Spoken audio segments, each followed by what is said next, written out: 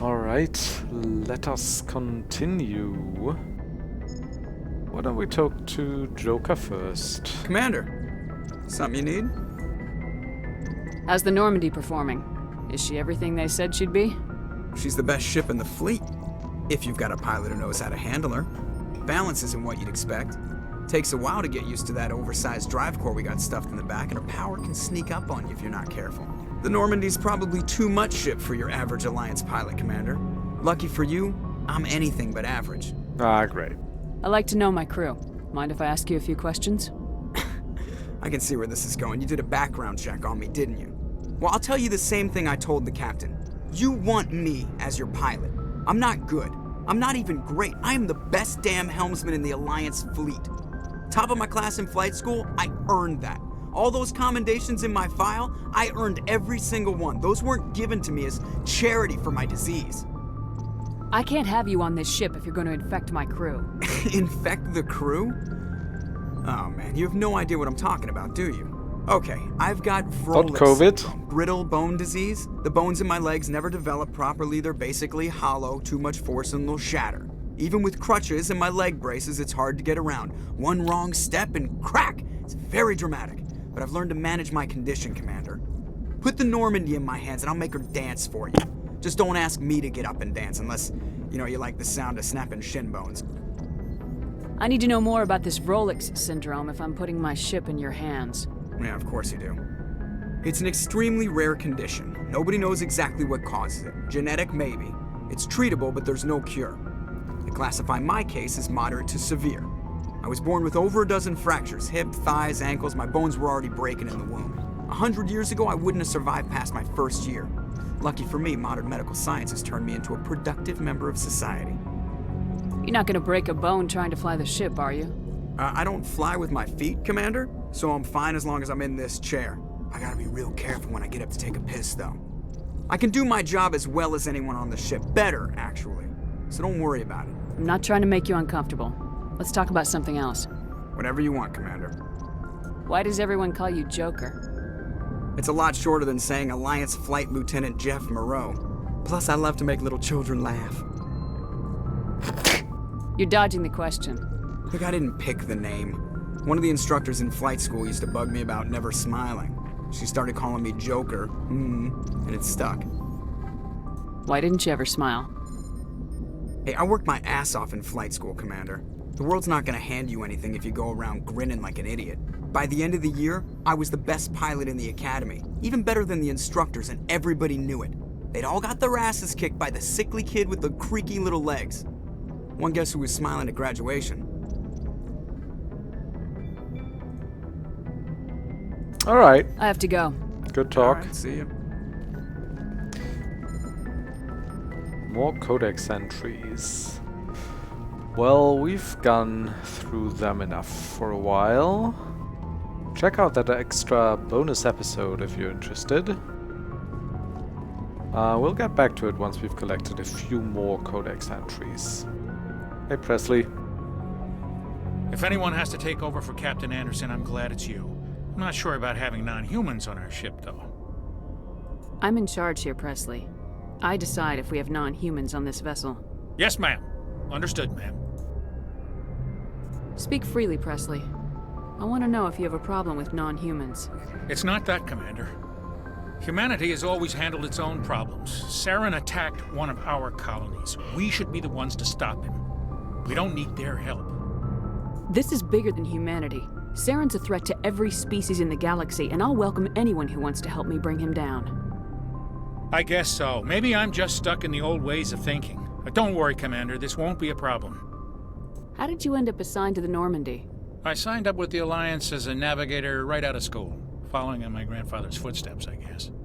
My first posting was on the Agincourt. We were at Elysium during the Skillian Blitz. A massive fleet of alien raiders hit the colony, trying to Talked wipe to it him out. about this before, They right? had the numbers, but their ships were no match for an Alliance frigate. It was a slaughter. We couldn't even keep track of how many ships they lost. How'd you end up on the Normandy? I got my officer's commission after Elysium. Must have made an impression on the right people. Captain asked for me when he was picking his crew. Carry on, Presley. Yes, ma'am. More codex entries, yay. Oh, we could look at the star chart, but before I do that, I think I will check out the crew and talk to everyone and see what they're up to.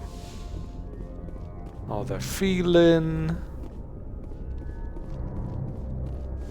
Maybe get a bit of flirting in, which is completely inappropriate since we're their commanding officer, of course. But that hasn't ever stopped anyone in Mass Effect, has it?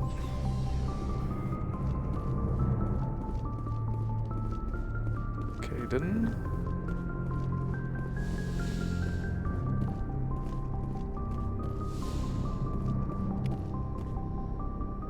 Oh, this is my quarters now, right? Since Anderson isn't here anymore. And the nicer captain's quarters of the later games aren't in this yet.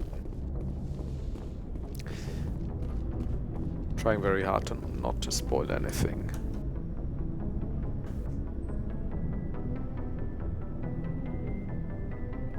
Hi. Anything you need, Commander?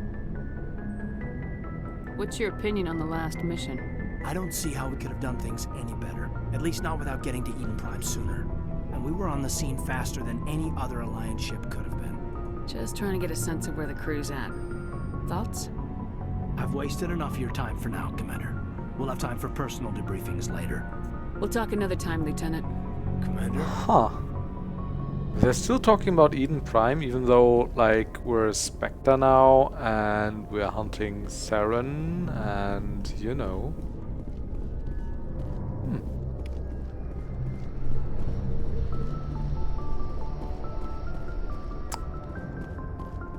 Ashley was standing around here earlier, right? But she's down in the vehicle bay now, I think. And Garrus too, and apparently Wrex. Plunge Medrail. Hey Chakwas, how's it going? Yes, Commander? Is there something you need? I still can only talk to her about Kaidan. How did you end up serving on an I alliance? enlisted right out of Med... but humanity needs the Alliance if we... Yeah, no, we Goodbye, talked, Commander. we talked to her about this. So that's her office. Where's everyone asleep on the Normandy, by the way? I mean, I have my quarters over there, but there's no other beds, I don't think. There's also no kitchen. Eh.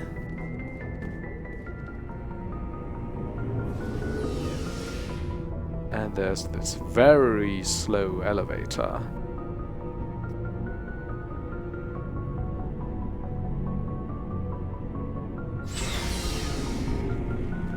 Right, everyone's here. Hi, Garrus. Thanks for bringing me on board, Commander. I knew working with the Spectre would be better than life at CSEC. Have you worked with the Spectre before? Well, no, but I know what they're like. Spectres make their own rules. You're free to handle things your way. At CSEC, you're buried by rules. The damn bureaucrats are always on your back. Being a Spectre does have its advantages. Exactly my point. If I'm trying to take down a suspect, it shouldn't matter how I do it, as long as I do it. But CSEC wants it done their way. Protocol and procedure come first. That's why I left. This game is really hating on protocol and procedure and really into police officers doing it the rough way, off protocol, above the law. So you just quit Right? because you didn't like the way they do things? There's more to it than that. It didn't start out bad, but as I rose in ranks, I got saddled with more and more red tape. CSEC's handling of Saren was typical. I just couldn't take it anymore. I hate leaving. You did the right thing. Life's too short to sit around waiting for things to happen. Yeah, you're probably right. Either way, I plan to make the most of this. And without CSEC headquarters looking over my shoulder, well, maybe I can get the job done my way for a change. Nice. As long as you do your job well, you're free to go about your business as you see fit. Thank you, Commander. Not even Renegade points for that. Alright. Yeah, I mean, and before you say it's not the writers talking, it's their characters, Yeah, well, it's been quite a few characters now which talk like this. And most of them are our allies and protagonists in this. And it's not like there's anyone who's really contradicting them and making a good case, anyone among our allies, I mean, for being like, yeah, maybe you shouldn't just kill civilians indiscriminately, even if you don't feel good about it, as long as you reach your goal, whatever that is. Everyone's like, politics suck, and rules for killing civilians suck, and I'm kind of annoyed by that. Commander?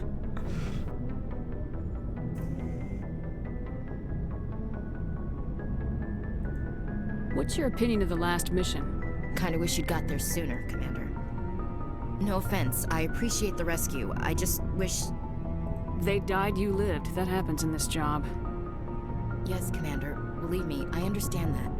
If I had been more alert, we wouldn't have been cut down by an ambush. The answer seems plain enough to me.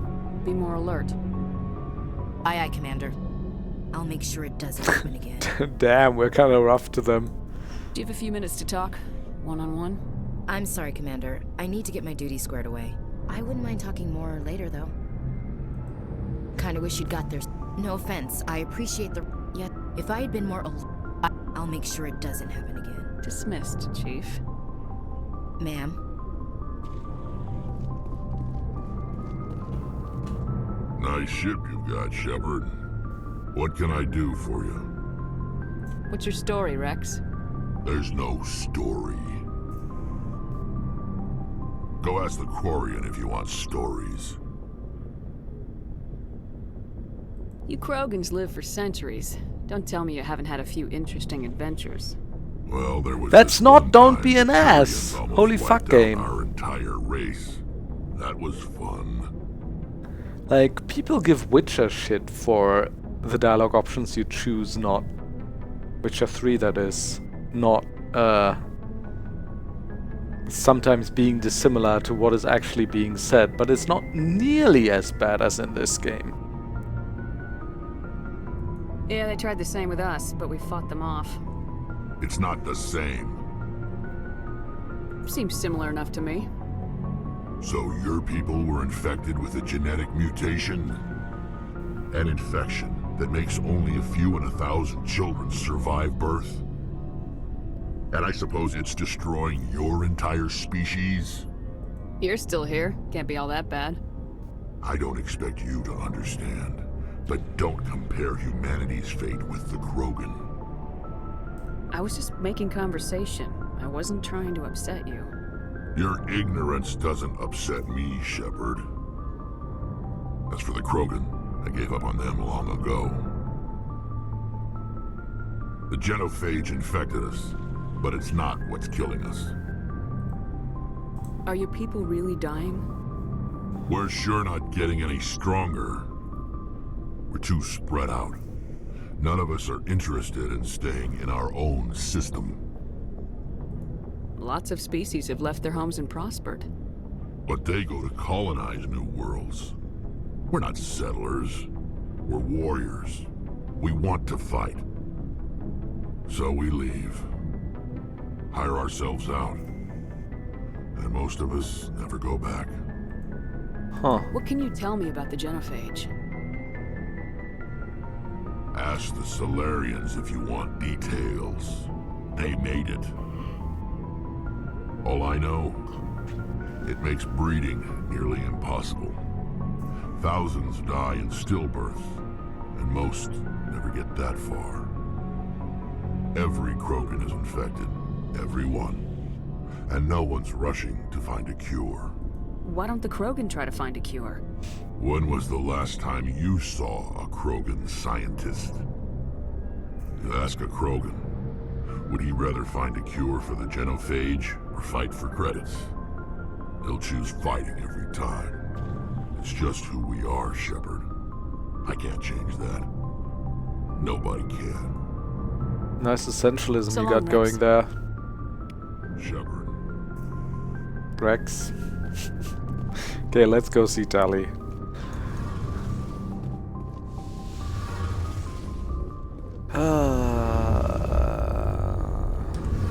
Hey, Commander, you know that Quarian, Tali? She's been spending all her time down here asking me about our engines. I'll tell her to leave you alone. What? No, she's amazing. I wish my guys were half as smart as she is. Give her a month on board and she'll know more about our engines than I do. She's got a real knack for technology, that one. I can see why you wanted her to come along.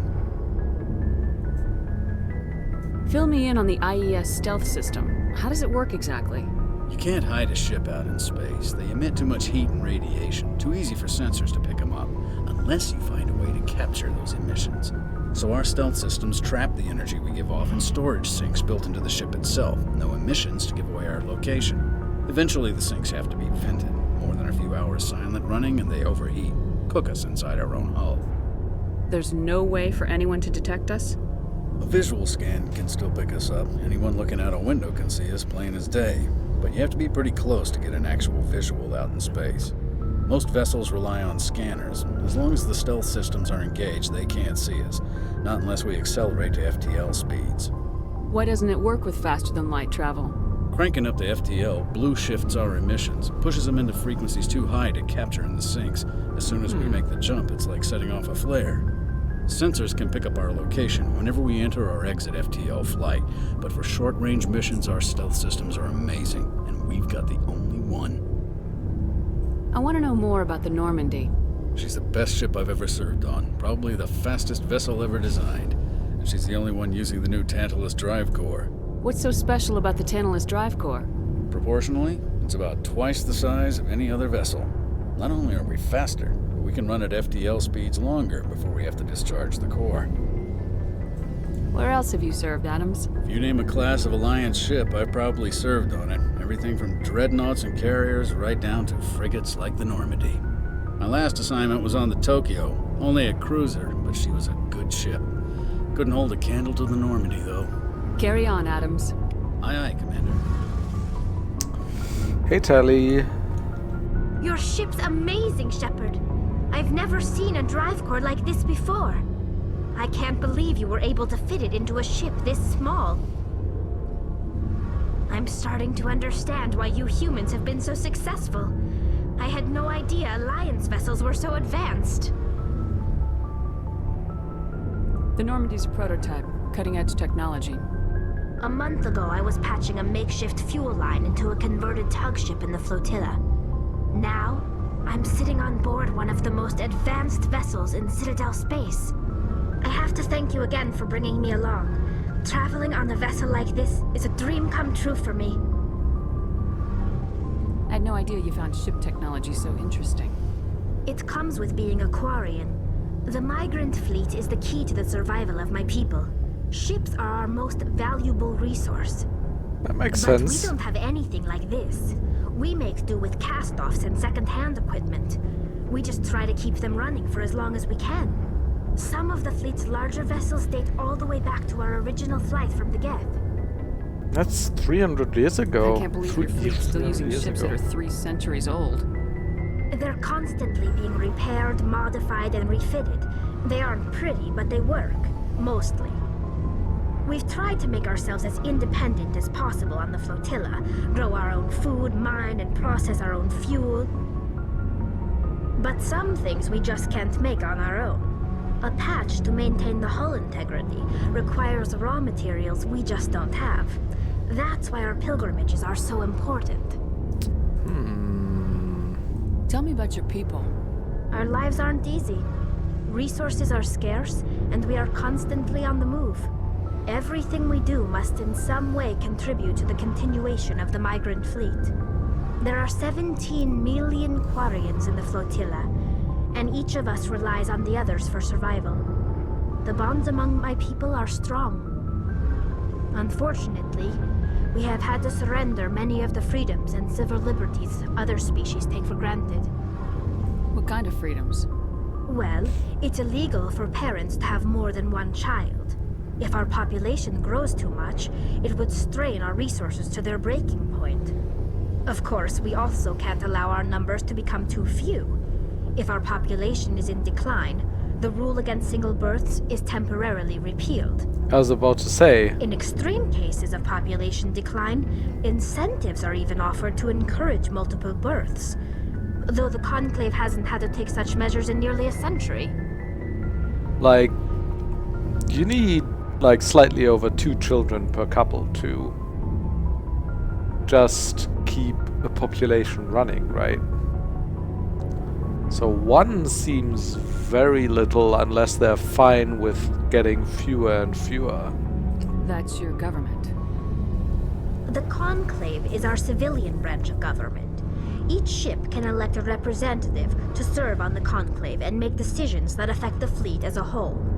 On matters that affect an individual ship, however, the captain has the final say. Huh. It's a tradition that dates back to the early days, when the fleet was governed by martial law. Fortunately, most captains nowadays are smart enough to have an elected council from their crew to give them advice and guidance. So the ultimate power rests with elected officials? In practice, the Conclave and the respective council for each ship tend to set the rules that govern our daily lives. But in theory, we are still under military jurisdiction. The 5 top-ranking military officials in the fleet serve on the Admiralty Board. These 5 have the power to overrule any decision by the Conclave in case of emergency. Great. To do so requires unanimous agreement among the Admiralty, and they can only do this once. After that, the entire board must resign their posts. It's a safeguard that served us well. Okay. In nearly 3 centuries, the Admiralty Board has only overruled the Conclave 4 times. I want to know more about the Geth. I doubt I can tell you anything you don't already know. It's been almost 3 centuries since they drove my people into exile. All I know is the story of their origins, what they were when we created them, and how they turned on us. Interesting. The Geth were originally created to serve as an automated manual labor force. Initially, their intelligence was as limited as any VI. Over time, we made small modifications to their programming to allow them to perform more varied and complex tasks, bringing them closer and closer to true AI status. How come the Council didn't step in and stop you? This wasn't true AI research. We may have been skirting the bounds of the law, but we never did anything that was actually illegal. The changes were so insignificant, so gradual, that we were able to control them. Or so we thought. But one thing we underestimated was the power of the neural network. A million Geth thinking simultaneously created an inherently unstable matrix. So the Geth share brainpower? Many of the Geth's logic systems were designed to work in concert with other nearby Geth. Basically, the more of them you have in a group, the smarter they are. So there's some sort of group consciousness? No, nothing like that. They cannot share sensory data or information. Their programming cannot handle that much simultaneous input. Each Geth maintains an individual awareness and identity. The neural network only operates on a process-based level. It's basically the synthetic equivalent of a subconscious. But when they're in close proximity, they can coordinate low-level functional processes, freeing up more capacity for original or independent thought. That doesn't make any sense. I'm probably oversimplifying. The Geth are incredibly advanced and complex creations. All you need to know is that they get smarter when they gather in large numbers. As we built more and more Geth, their effective intelligence became more sophisticated, more abstract. One day, a Geth began to ask its Quarian overseer questions about the nature of its existence. Am I alive? Why am I here? What is my purpose? As you can imagine, this caused a near panic among my people. I don't see what's so bad about those questions. The Geth were created to engage in mundane, repetitive, or dangerous manual labor.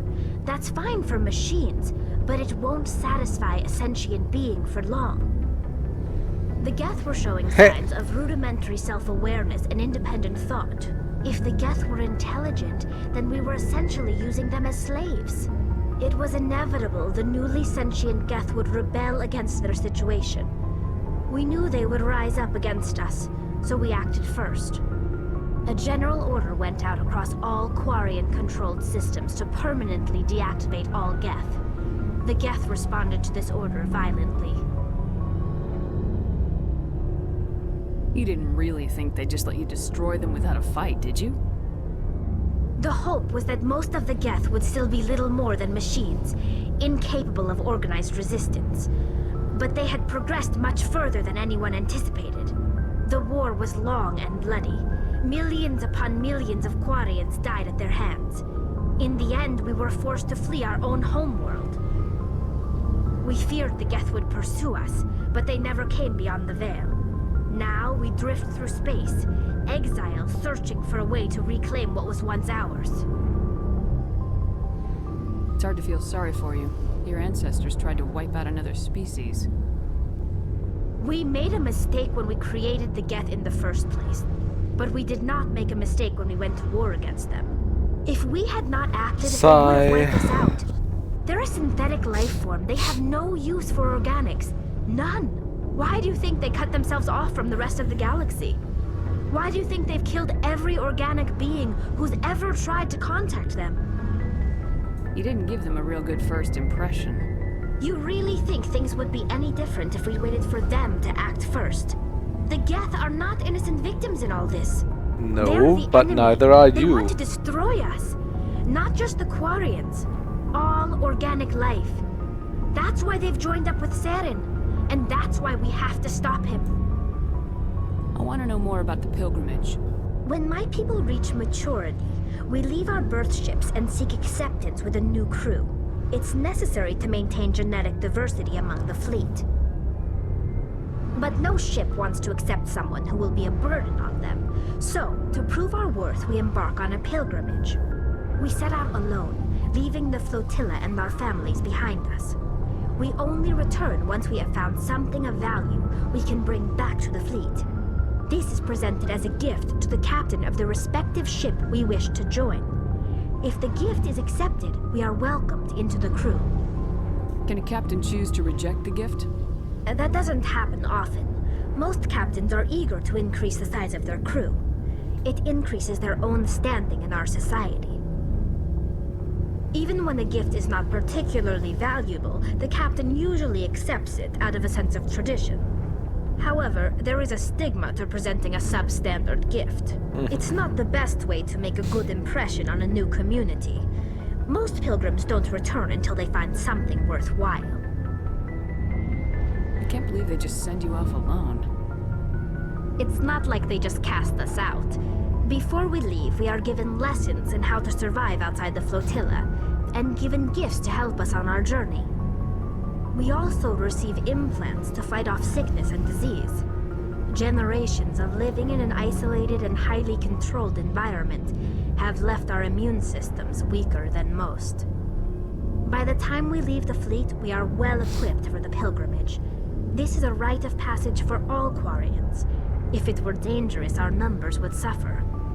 Virtually every pilgrimage ends with a triumphant return and the ritual presentation of the gift to one of the fleet's captains. I want to talk about something else. Like what? I should go. See you later. Nice talking to you, Tali. Right, so that should be everyone, right? Let's check out the star chart and see where we want to go. I think I want to go to where Dr. Liara Sony is considered to be. I want to go there first.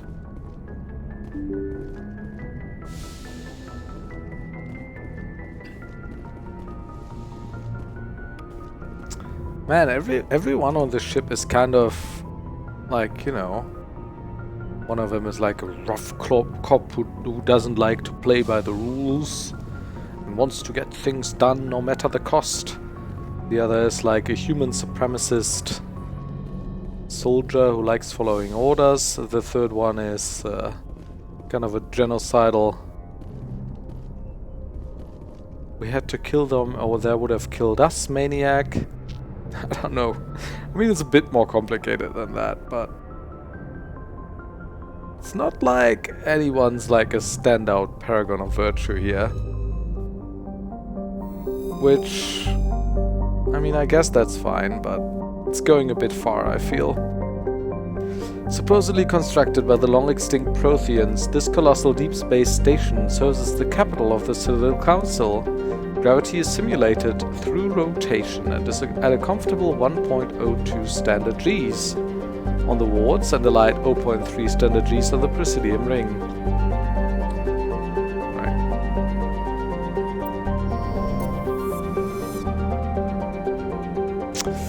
I love these star charts, and I love the music in this menu.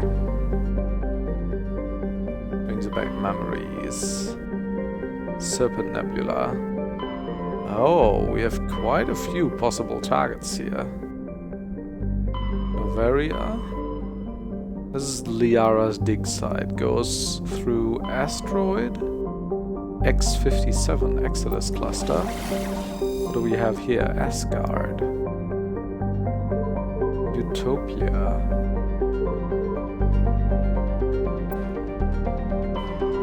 Do I want to go through there? I mean, going through Liara's dig site goes through there, and then Hades Gamma. What do we have here? Antaeus, Farinata, and Dis.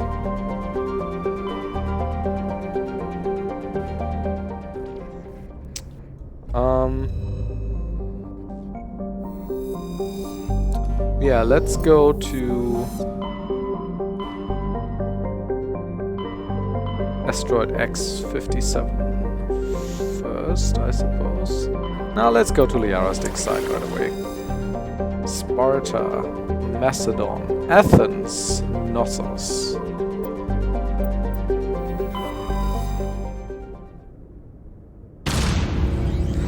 Here we go.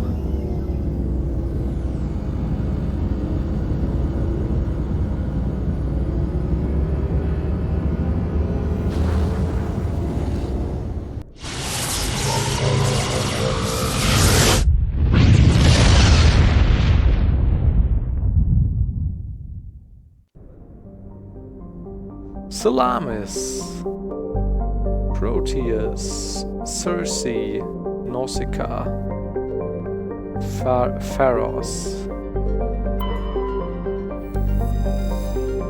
I also love this planet menu in Mass Effect 1. I think it's quite significantly reduced in complexity in the later Mass Effects. Turian insignia discovered. Scans of the planet Pharos revealed an abandoned base on its moon.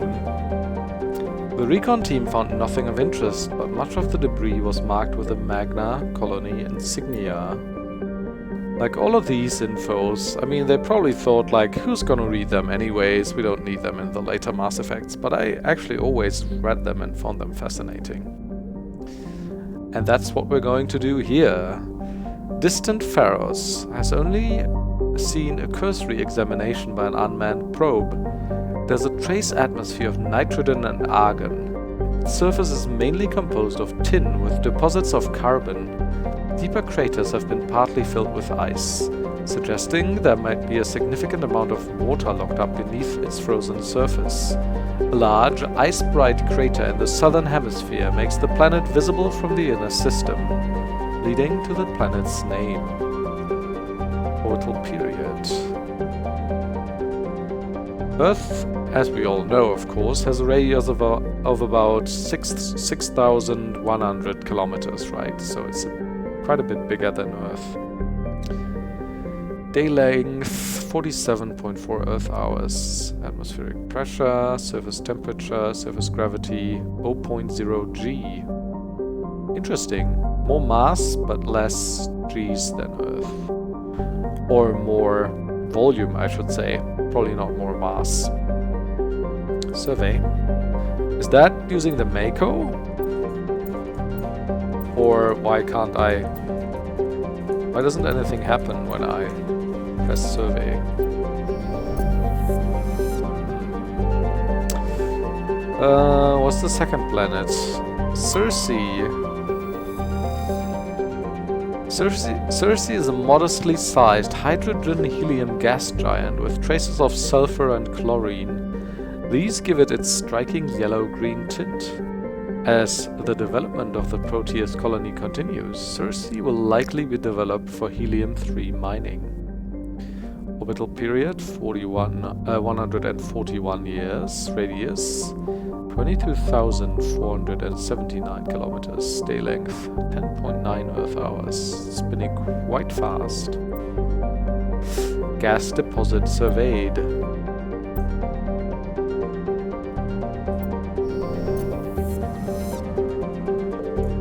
Nausicaa.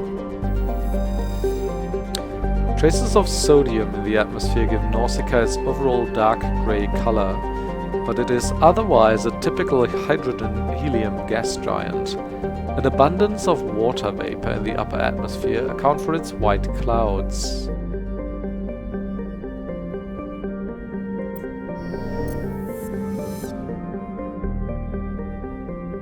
We don't need to scan the asteroid belt, I think, right? Then we have Proteus. Oh, that's a beautiful planet.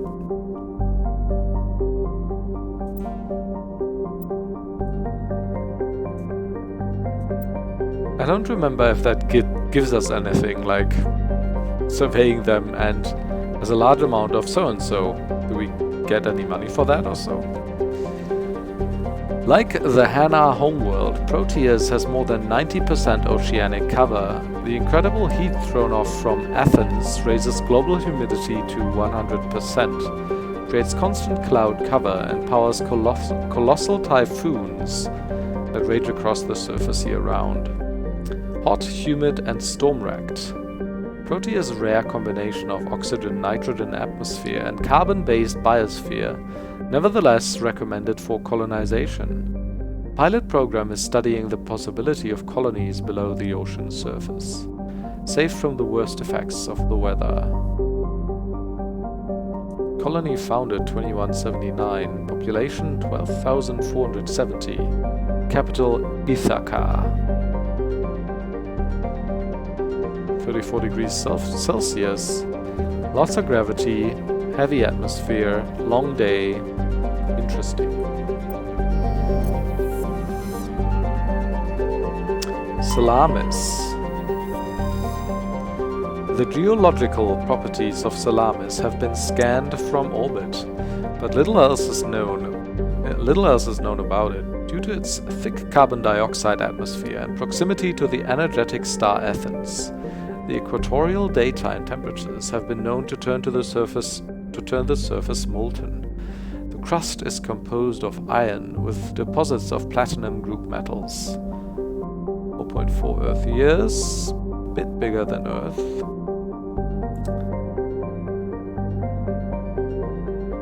Surface temperature 520 Celsius. Oh well. That's fascinating. Nothing else I can do in here though. That's Athens. How about Macedon?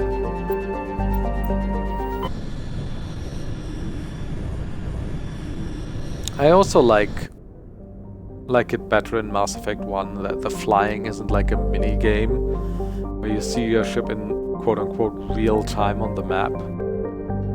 I actually like this better. Metallic asteroid. Metal-rich asteroid, radius 91 kilometers. Titanium. Right, the outermost planet is Fargeluse. Fargeluse is a standard hydrogen-helium gas giant with an abundance of airborne hydrocarbons. Okay. Xenon.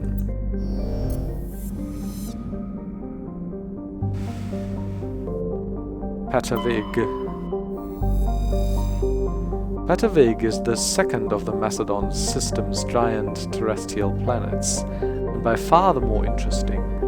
Most of the surface is covered by a vast sea of liquid ammonia, in which a unique aquatic ammonia-based biosphere has developed. While the frozen continents are largely bereft of life, a rich bounty of complex organisms, many larger than a human, flourish in the chilly, toxic seas. While dreadfully inhospitable to humans, Palavig is suitable for colonization by the Volus. Negotiations between the system's alliance and the Volus patrons, the Turian hierarchy, have made good progress. Orbital period 70 Earth years. Radius is very large. I don't know in real life what the maximum radius for a functioning terrestrial planet that wouldn't collapse under its own weight would be. I don't know if a planet of 10,500 kilometers is possible. Day length 30.4 Earth hours. Atmospheric pressure 222.4 Earth atmospheres. That's pretty dense. Minus 130 degrees Celsius. Interesting planet, Palavig. And yeah, that bit of lore, like with the ocean-based life forms that are very large and stuff. That stuff evokes so many interesting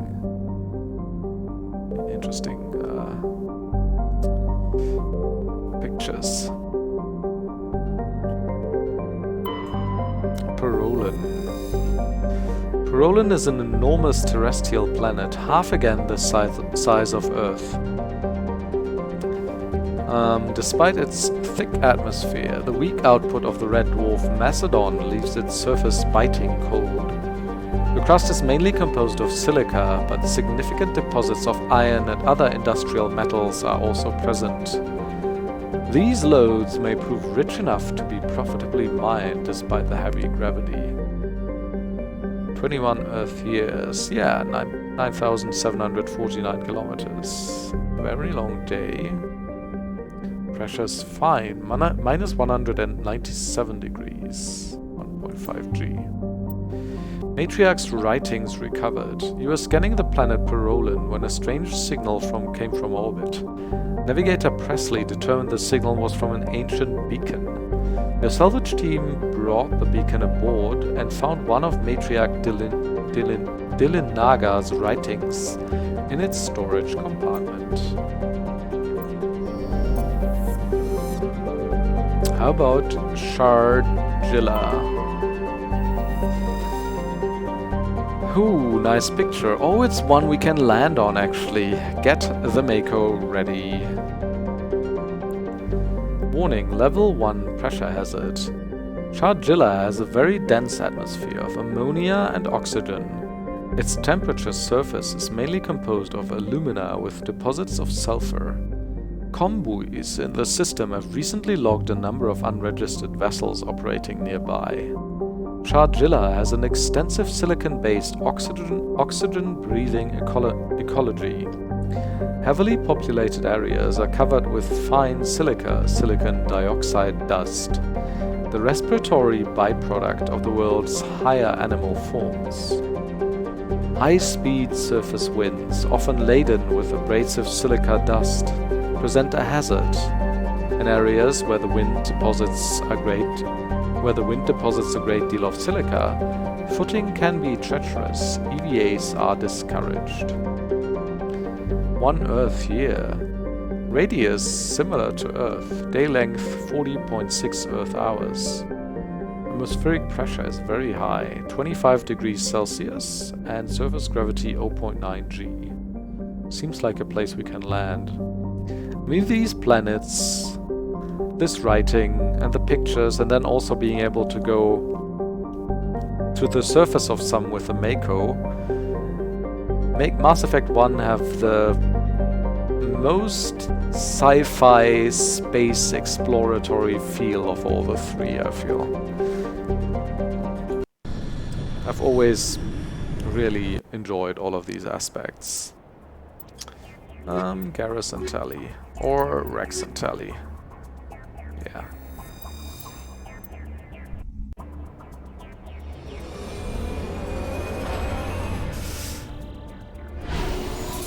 The serene exploration with the Mako. Also, apparently the Legendary Edition changes the Mako's handling a little bit. Medal of Exploration, what's that? Land on an uncharted world. Oh! Oh my god, we're back! Baby, we're back in the Mako. Level 1 hazard means if I leave, I'll get damage, right?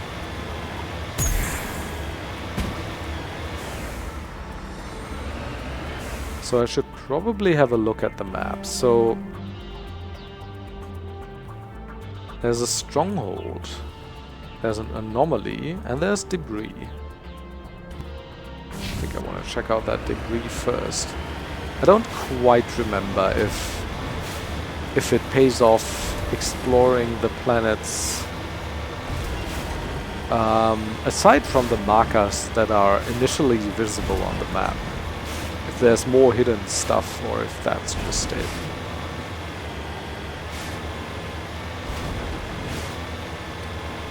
Right, what do we have here? Do I need to go outside? How do I go outside? Q? Q. Level 1 hazard, yeah. Begin manual bypass.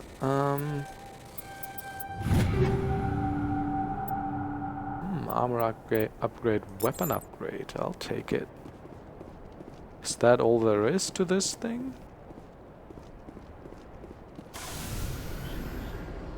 What does it say now? Escape pod. I suppose, yeah. So now, can I set destinations? Yeah. Right. Oh, this way.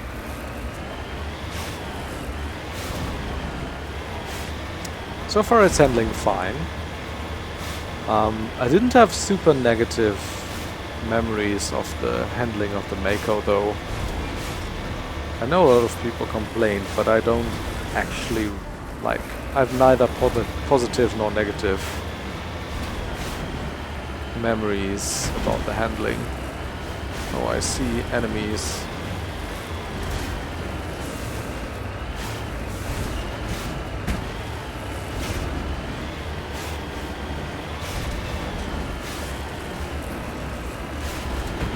Can I kill them from inside the Mako?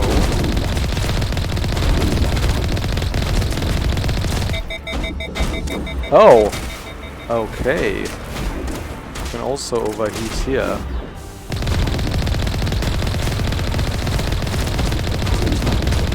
Do I have like an alternative? Oh yeah, I do. Okay, okay.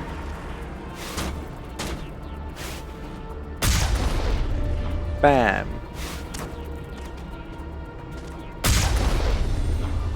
Q. Kapow. Okay, that didn't hit. Kapow.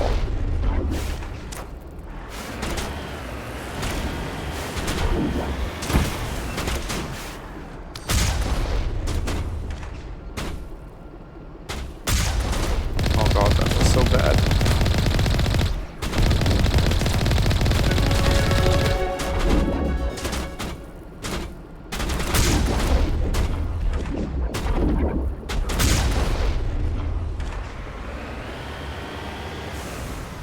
Nice.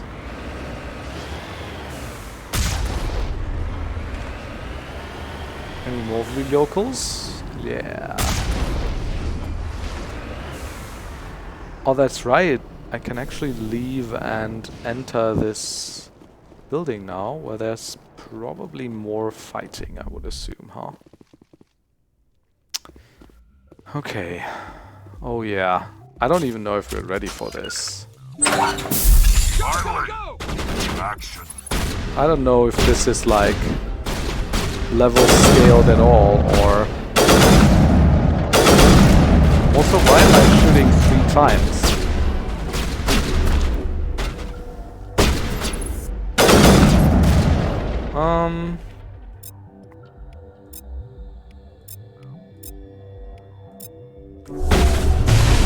Too many skills to choose from.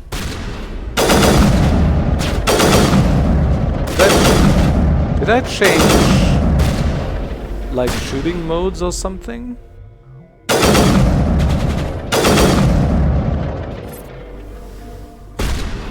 I'll have to look into this. I mean, I'm not short on ammo.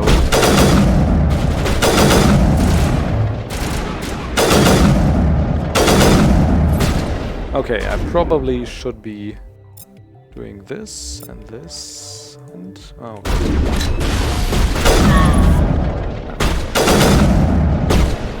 I should be using my execute or whatever it's called more. Assassination. You get rid of their weapons. Also, I didn't tell you. Since the beginning of this episode, I switched the difficulty to Insanity, so we're on highest difficulty now.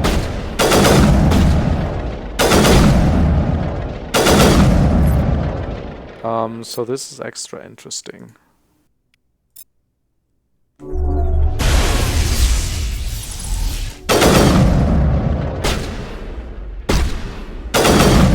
give a good amount of XP. And this Krogan has a lot of health. It's also the last one. I'm on it! Right, so...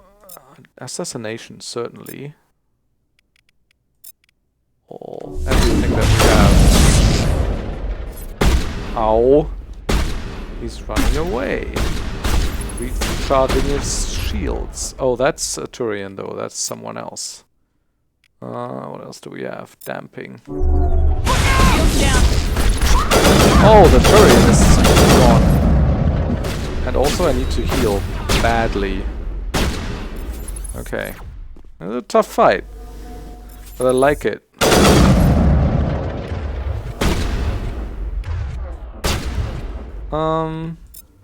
What else do we have? Let's do another overload.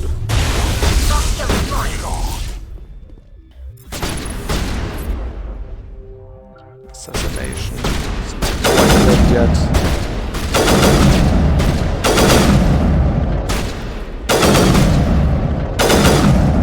How is this not hit?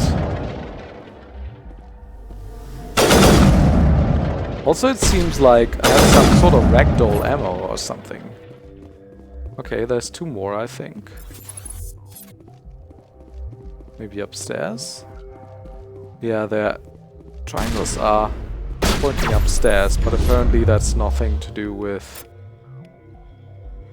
their height. Where's Tali's blocked? No. Nice. Oh man, I like playing at this difficulty. Because it means we actually... Asari Slaver. We actually have to use our skills relatively intelligently and often.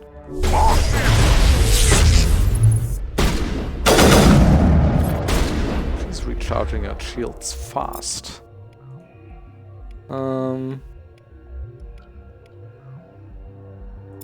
Let's disable our biotech. Gotcha. That was a good amount of XP. Nice. Love it. That was a nice fight. Fun.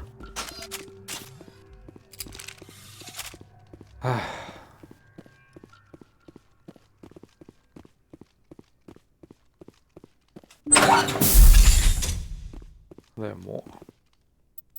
Manual override. Oh, come on. 10 seconds. Ooh. Heavy armor Krogan. Take all.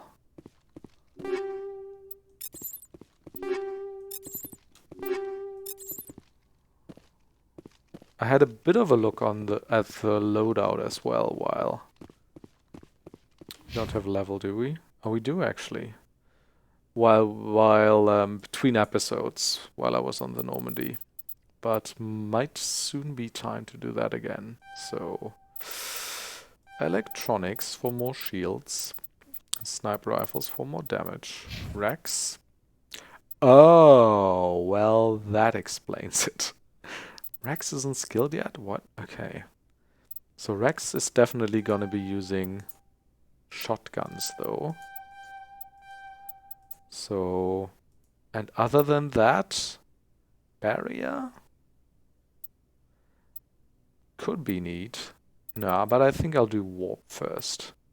Throw. And I have 16, so I might as well get shotguns pretty high up. Advanced Carnage. Generates health, melee damage. Meh.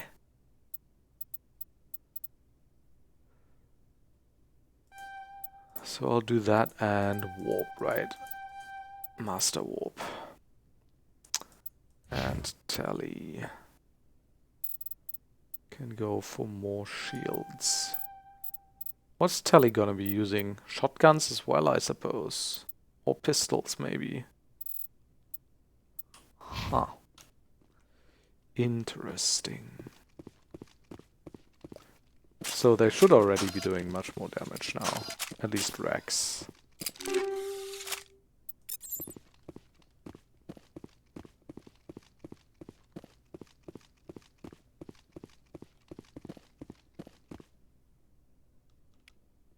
Okay, ready gel.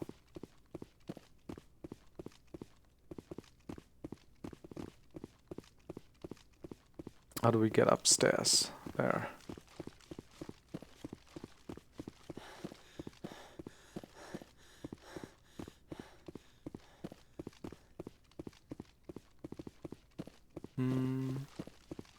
Oh, is that? Yeah, that's an explosive though.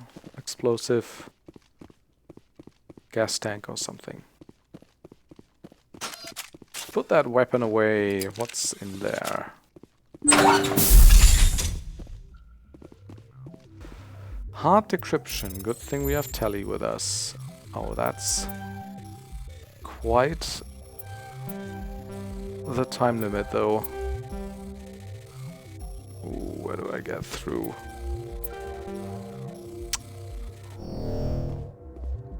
Can I do that again? Yeah, okay.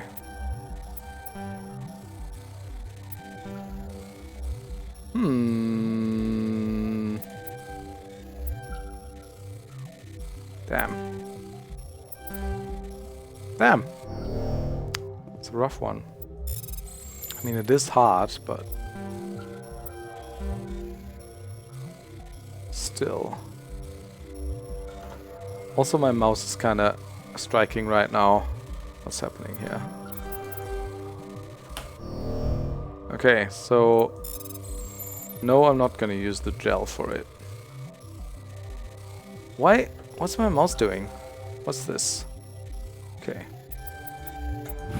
There we go. Discover evidence that the Asari leading these slavers and Nisana Dantius, an important ambassador on the Citadel, are sisters. You should return to the Presidium and confront Nisana with this. Nice. More hard decryptions. I mean, this is fine as long as there's not too many blockages. Alright. And a malfunctioning object.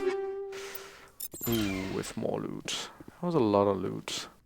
I feel like that was very worth it. Very much so worth it, I mean. Right, let's get out of here. And that... no, it doesn't quite conclude our business on this planet. There was one more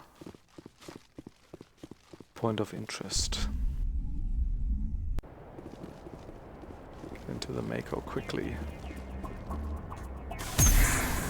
Okay, so... There.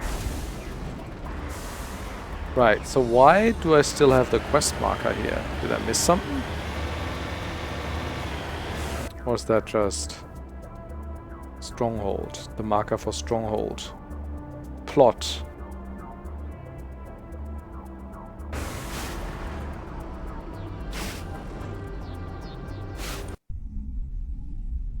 Let me have a quick look. So...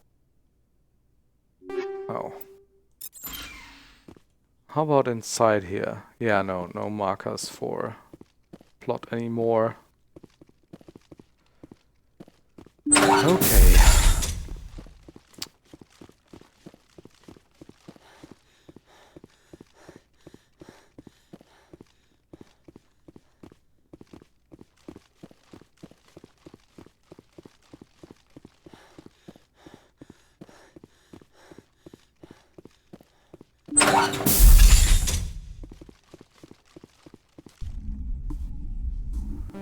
Killed a bunch of slavers. Feels nice.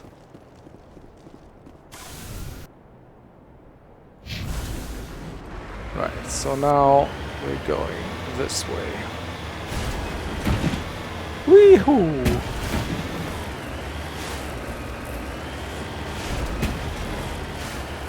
Mako fun.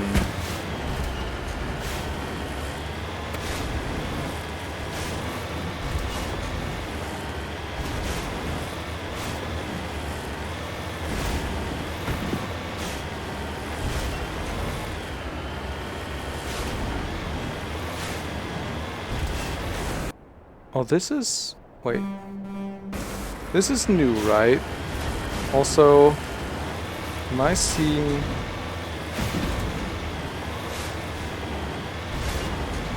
Yeah, okay. So this wasn't initially on the map, which means there's definitely more on these maps than the initial markers suggest. I'm on my way. What can I do with this thorium deposit? Survey mineral. Oh. I actually need to... Come on. A large deposit of thorium. Right. What did that do again? I'm not quite sure. I bet it's good for like some weapons technology or so. Also, why can't the Mako go backwards? What the hell? Okay, sure. So let's go to the question mark. Ah, look at that sunrise / sunset.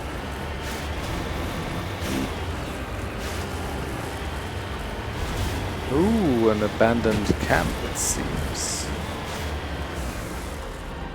Got it. Right, what do we have here? Sari capsule. Matriarch's writings. It's not clear who lived here, but it appears to have been abandoned for some time. The container in the tent held, among other things, one of Matriarch Dilinaga's writings. Right. So... Now that I know that there's more things to find than the map markers might initially suggest, I do want to give this map another quick sweep. So I go here for now.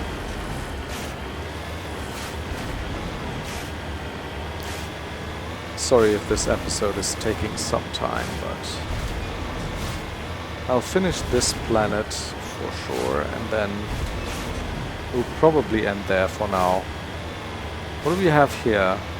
Is that not worthy of a map marker? Is that anything I can loot? No. Okay, get back in.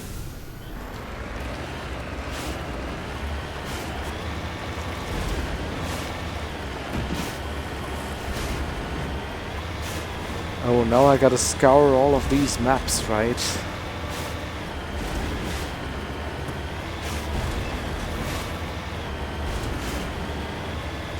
completionist's sake. Oh, look at that! There's actually something right next to where we put that marker.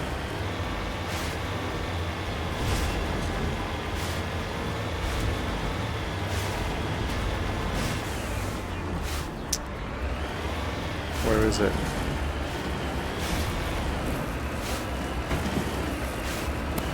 That's well hidden.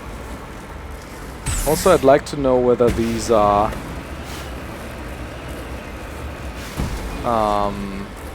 manually placed or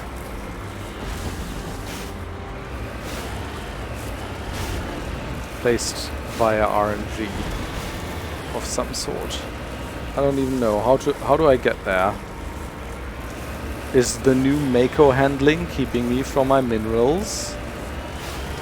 There we go. I don't even know if I can get out here. Because it's not like there's no even surface. Like this? Yeah. Uranium.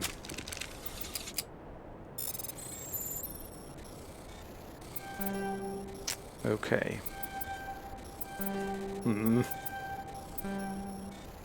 Come on.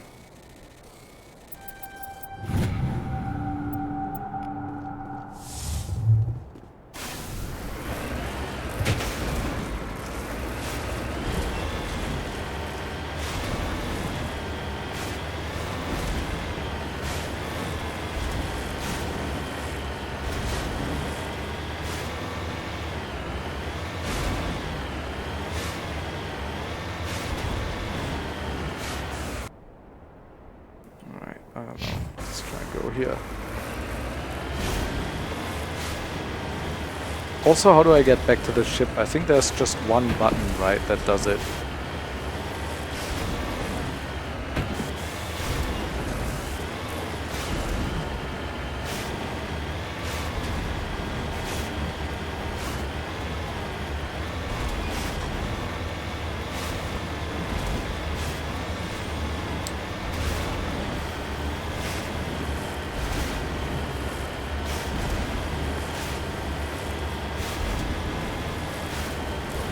Found some.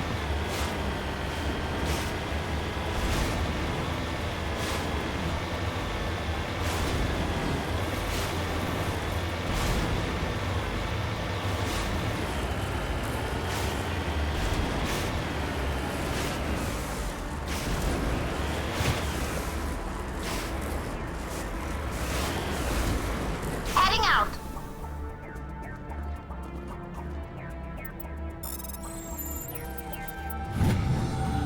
Light metal, magnesium.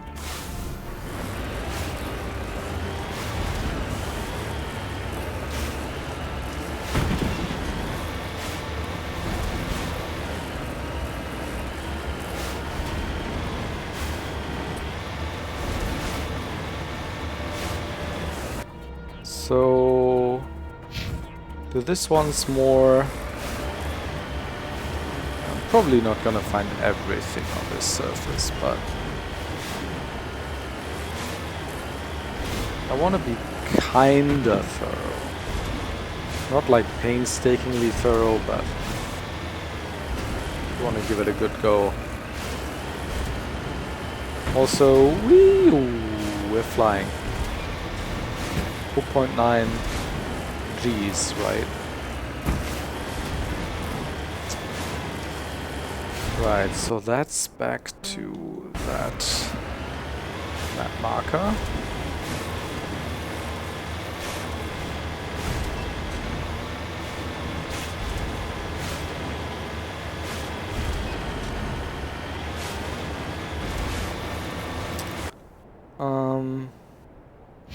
Let's go once through the middle again, and then we're off to the ship.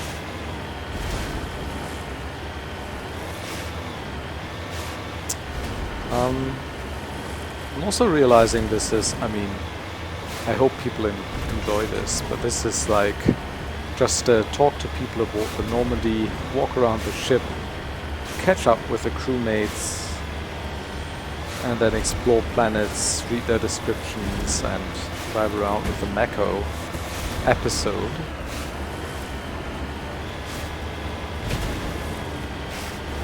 think I'll make sure to mention this in the description and the title, so that people who are looking for more like main story content know where they can go and where they shouldn't. Also in the future I might make, like I did for the Codex entries, I might make specific episodes for just exploring planets and stuff and doing Mako things. Right, I think that's enough, so return to Normandy, we do that here, okay.